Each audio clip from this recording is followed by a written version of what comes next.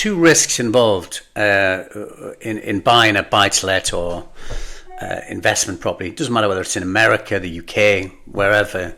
In my opinion, your two main risks that can eat into any return would be number one, vacancy, and number two, maintenance. And like anything, good investment, in my opinion, and a lot of other people's opinion, is good investment is about minimizing the risks. So how do we minimize the risks of buying an investment property? Well, it's pretty simple. If you look at the risks, number one, vacancy. How do we minimize the risk of vacancy? So tenants will always leave. They don't stay forever.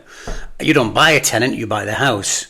So buy the house in a good neighborhood. So if the tenant does leave, it's very easy to replace the tenant.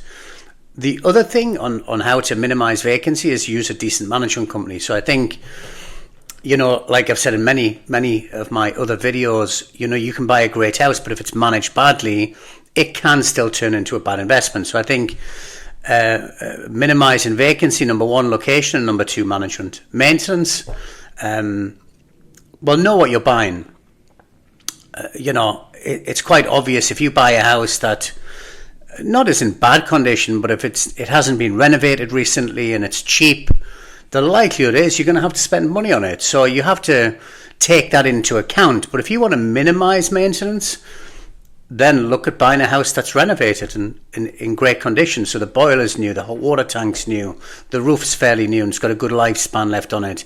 The electrics are new. The main fundamental items of the property are good, Now, you might pay a little bit more for that type of house, but it gives you less headache down the line.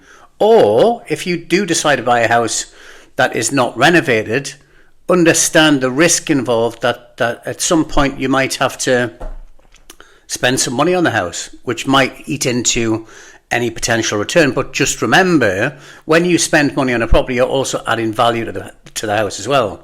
So there's nothing wrong with buying a house like that, but understand the risks involved when you do. Like I'm looking at buying a house at the moment, not in the US, in the UK. Great location, but it needs around about 20, 25, 30,000 pounds in work. But I understand that as an investor and as a buyer. So basically, like I said, the two risks, number one, vacancy, number two, maintenance, and we can minimize those risks or understand what you're buying.